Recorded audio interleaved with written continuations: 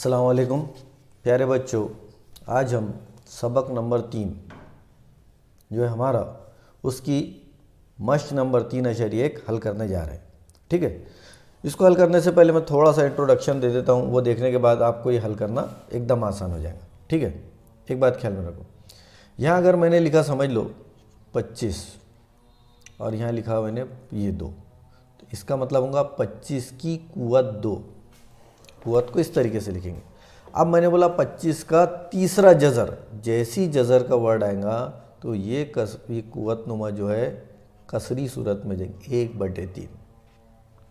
जज़र का वर्ड आया तो मैंने बोला अगर 25 का जज़रुल मकब, मकब यानी 3, तो आ गया ये 1/3।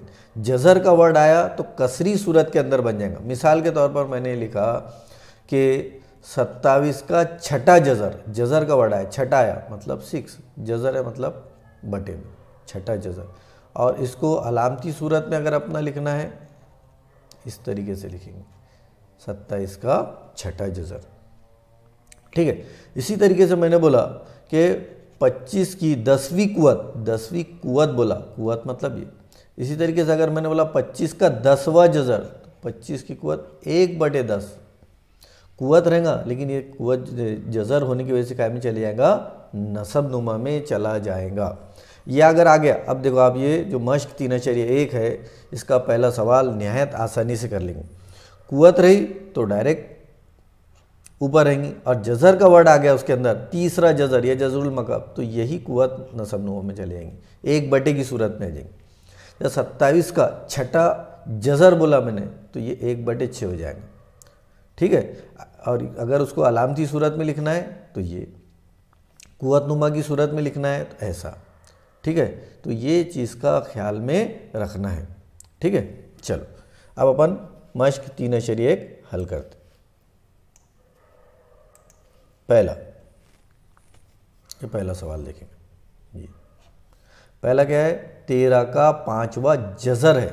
अभी मैंने बोला आपको कि जज़र रहा तो बटे में आता, तो अपन लिखेंगे 13 की कुवत 1/5, तो ये हो गया 13 का 5वां जज़र। जज़र मतलब ये कुवत की सूरत में रहेंगे लेकिन 1/5 हो जाएगी। 9 का छठा जज़र, 9 का छठा जज़र है, जज़र होने की वजह से क्या हो जाएगा, 1/6 हो जाएगा। 256 का जज़रुल मुरब्बा, जज़रुल मुरब्बा तीसरा, 256 मुरब्बा यानी 2, ये लिखेंगे 1/2। अगर मुरब्बा बोलता तो कुवत 2 बोलते थे, लेकिन जज़रुल मुरब्बा बोला तो 1/2। चौथा 17 का जज़रुल मकब, मकब यानी कुवत 3, तो अपन लिखेंगे जज़रुल मकब है यानी 1/3।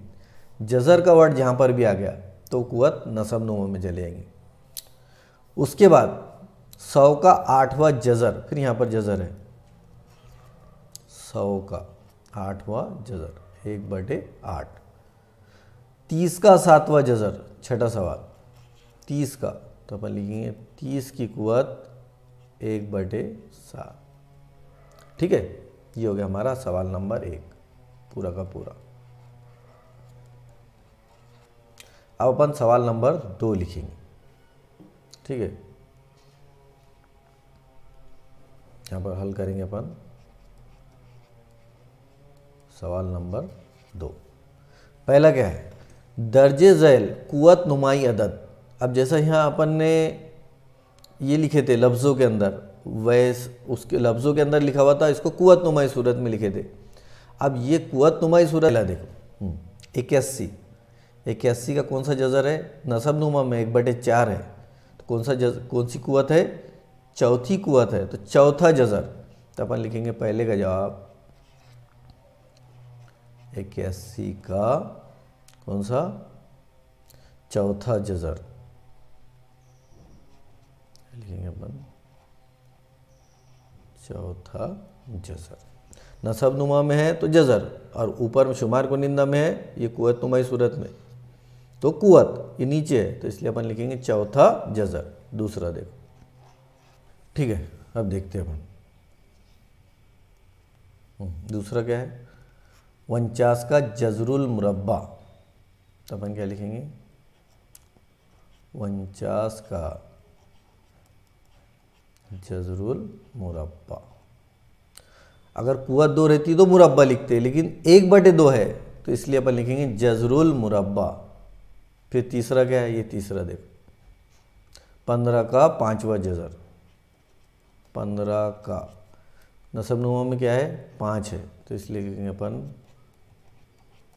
5वां जजर। यहाँ देखो चौथा कितना है 512 का, ये 512 कौन सा जजर है 9वां जजर, 9 अच्छे से बनाओ, 9वां जजर। उसके बाद देखो अदद कितना है 100, 5, 100 का कौन सा जजर है 19वां, 19वां जजर। उसके बाद क्या है 6, 6 का 7वां जजर, फिर यहाँ पे लिखेंगे अपन 6 का 7वां जजर।